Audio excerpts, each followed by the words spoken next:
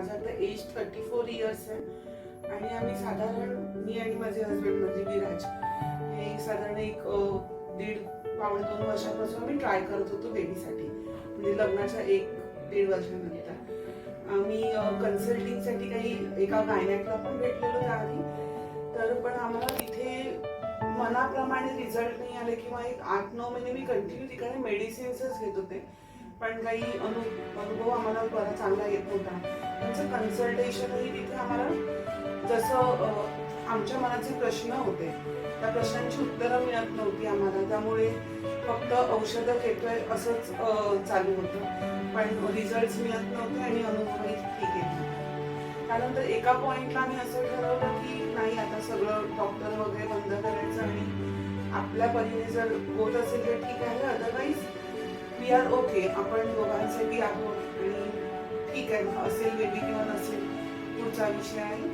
पण लास्ट म्हणून आम्ही फक्त जस्ट गुगल केलं की पुढचे क्लिनिक अजून आहे, एक लास्ट कन्सल्टेशन बघूया का वगैरे असा विषय चालू होता, म्हणून गुगल केला आणि आम्हाला अंकुर फर्टिलिटी क्लिनिकचं मुंबईमध्ये टॉपला हे क्लिनिक असल्याचं गुगलचे जे रेटिंग्स आहेत त्याच्यावर ना कळलं. मग मी साधारण 5-10 मिनिटं चर्चा केली की म्हणजे काय करणं, जाऊया का नको जाऊया का, कारण एक माइंड असे म्हणत होतं की नको आता बस झालं, आता नाही काही करायचं, फिजिकली तो औषधांचा मारा करून शरीरावरती पोचणं आणि मग ते मेंटली पण ते खूप डिस्टर्बिंग असतं, त्यामुळे मग आम्ही एका क्षणात नको म्हणत होतो. पण म्हटलं जाऊन तरी बघू, आपण एवढं केलंय तर एक कन्सल्टेशन करायला हरकत नाही. मग आम्ही इथे डॉक्टर आणि अचानक आम्ही रात्री 8 वाजता क्लिनिकमध्ये कॉल केला की क्लिनिक उघड आहे का आणि आता मी येऊ शकतो का म्हणून, आणि कॉल केला आणि म्हणाले की हा आहे डॉक्टर, तुम्ही 1 तासाभरात आलात तरी चालेल, 9-9:30 पर्यंत डॉक्टर आहे. आणि आम्ही लगेच तसेच आलो. आम्ही वरळीला राहायला होतो आणि क्लिनिक आपलं माटून गेलंय, सो आम्ही तसेच तिकडनं आलो आणि डॉक्टर केदारांना इथे भेटलो. आम्ही त्यांना भेटण्याआधी इथे आमची पूर्ण हिस्ट्री जी काही होती की आम्ही कसे कुठच्या डॉक्टरांकडे गेलो, काय मेडिकेशन घेतलेलं होतं किंवा कोणत्याही प्रकारची सर्जरी किंवा काही केली होती की नाही, किंवा कोणतेही काही त्रास वगैरे आहे का फिजिकली, त्या सगळ्या गोष्टींचा पूर्ण आमचा रेकॉर्ड घेण्यात आला, जो इतर ठिकाणी आम्ही गेलो तिथे नव्हता घेतलेला. त्यानंतर मग डॉक्टर केदारांशी आमचं बोलणं झालं आणि त्यांनी ज्या पद्धतीने आम्हाला कन्सल्ट केलं की तुम्हाला तुमचे कितीही मोठे प्रॉब्लेम्स असतील ना तरी ते ज्या पद्धतीने तुम्हाला कन्वे करतात हसून किंवा तुम्हाला एकदम काम डाऊन करून ते तुमचे प्रॉब्लेम सॉल्व्ह करतात, जेणेकरून तुमचा प्रॉब्लेम नाहीच आहे. ते सगळं जे काही आहे तुमच्या फक्त माइंडमध्ये आहे आणि तुम्ही एकदा तुमचं लक्ष केंद्रित केलं तर तुमचं माइंड क्लिअर केलं तर काहीच कठीण नाहीये, हे त्यातून आम्हाला कळलं. आणि त्यांच्याशी बोलल्यानंतर माझे काही प्रॉब्लेम्स होते ते 1-2 जे होते ते त्यांनी सांगितले वगैरे. त्यानंतर ते म्हणाले की तुमच्या शरीरात जे काही आहे ऑलरेडी औषधांचं मारा जायला तो आपला पूर्ण क्लिअर करायचा आहे, तोपर्यंत आपण काहीही विचार करायचा नाही बाळाचा. तुमचं वजन स्टेबल असणं गरजेचं आहे, त्यासाठी त्यांनी मला काय करायला पाहिजे, डाएट वगैरे कसं असायला पाहिजे, या सगळ्या गोष्टी सांगितल्या. आणि विदिन 2 मंथ्स म्हणजे इव्हन आम्हाला कोणत्याही काय म्हणतात उपचारांची गरज नाही पडली.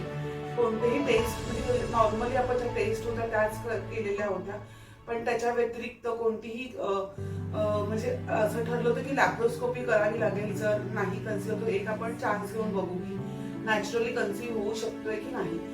पण आम्ही लॅप्रोस्कोपी करणार आणि मी विदिन 2 मंथ्स मध्येच इथे कन्सल्ट केल्यानंतर मी लॅप्रोस्कोपी करण्याच्या आधीच कन्सिव्ह झाले आणि नॅचरली आमची प्रेग्नेन्सी राहिली.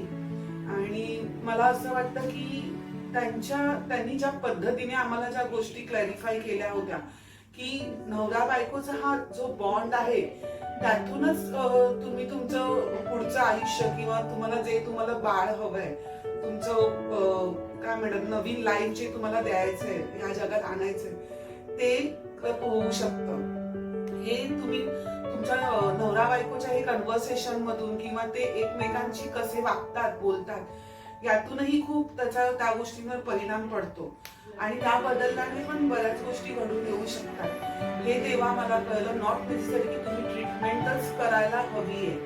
काही गोष्टी त्यांच्या फक्त कन्सल्टेशनमुळेच तुम्हाला कळलं की तुम्ही किती बदल करण्याची गरज लाईफस्टाईल मध्ये किंवा ऍज अ कपल म्हणून किती गोष्टींमध्ये बदल करण्याची. तर आम्हाला आमच्या प्रश्नांची उत्तरं नेहमी मिळत आली डॉक्टरकडनं. त्यामुळे जे काही असेल त्याच्यामधनं आउटपुट असेल ते आम्हाला व्यवस्थित मिळालं आणि प्रश्नांची उत्तर मिळालं की आपलं माइंड एक रिलॅक्स असतं आणि तेच आम्हाला इथे नेहमी सॅटिस्फॅक्शन मिळत गेलं की आम्ही जिथे आम्ही ठरवलेलं की नाही आता हे सगळं बंद करायचं, तिथे आम्ही डॉक्टर केदारांकडे त्यांच्याकडे कन्सल्टेशनचा जो निर्णय घेतला तो किती म्हणजे आम्ही म्हणू की आमच्यासाठी तो 1000% बरोबर झाला. आणि इव्हन तुम्ही कन्सीव्ह केलाय म्हणून आमची जबाबदारी संपली आहे असं कधीच डॉक्टरांकडनं वाटलेलं नाही. कारण ते नेहमी ते नेहमी तुमच्याकडे अटेंडेबल असतात.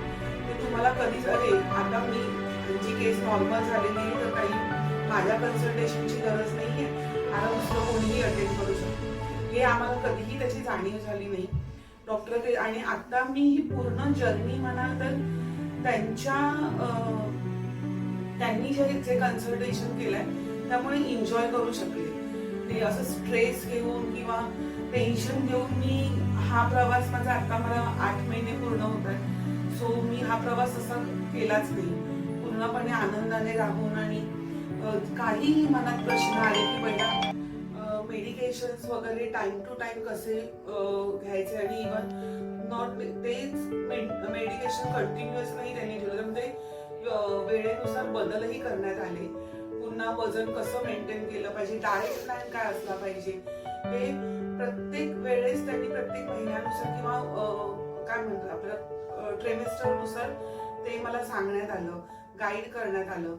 आणि त्याच्यानंतर डॉक्टर केदारकर त्यांच्या वाईफ आणि डॉक्टर मंजुषा ज्या आहेत त्याही गाईड करतात. त्यांच्याशी त्या व्यवस्थित सगळ्या गोष्टी समजावून सांगणं. इव्हन आमच्या मनात जे काही प्रश्न आहेत ते आम्ही त्यांना पूर्णपणे ओपनली विचारू शकत होतो. आणि ह्या दोघांनीही कधीही आम्हाला नाही म्हणजे हा प्रश्न तुम्ही का विचारलाय, मला प्रश्न आले की ते डॉक्टरांना विचारून शंकेचं निरसन करून आम्ही पुढे जात गेलेलो आहे. आणि वेळोवेळी डॉक्टर मंजुषांनी पण आम्हाला इतकं छान गाईड केलं की वजन कसं कंट्रोल करायला पाहिजे आणि त्याच्यासाठी कोणतीही जबरदस्ती न करता त्यांनी छान स्मूथली त्या गोष्टींची किती आवश्यकता आहे हे सगळं समजावून सांगितलं आणि पुरेपूर वेळ देऊन त्यांनी आम्हाला अटेंड केलेला आहे. त्यामुळे मला वाटतं की ह्या गोष्टींना घाबरून जाण्याची गरज नाहीये की तुम्हाला बाळ होत नाहीये वगैरे. शेवटी ते कुठे ना कुठेतरी एक वेळेचाही भाग आहे, पण तुम्हाला योग्य कन्सल्टेशन मिळालं तर त्यातूनही तुम्ही मार्ग काढून पुढे जाऊ शकता. सो मला वाटतं तुम्ही योग्य डॉक्टरांकडे कन्सल्टेशन घेणं हे जास्त गरजेचं आहे आणि त्याच्यासाठी डॉक्टर केदार आणि डॉक्टर मंजुषा हे अतिशय परफेक्ट डॉक्टर आहेत असं माझं पूर्णपणे एक प्रांजळ मत आहे.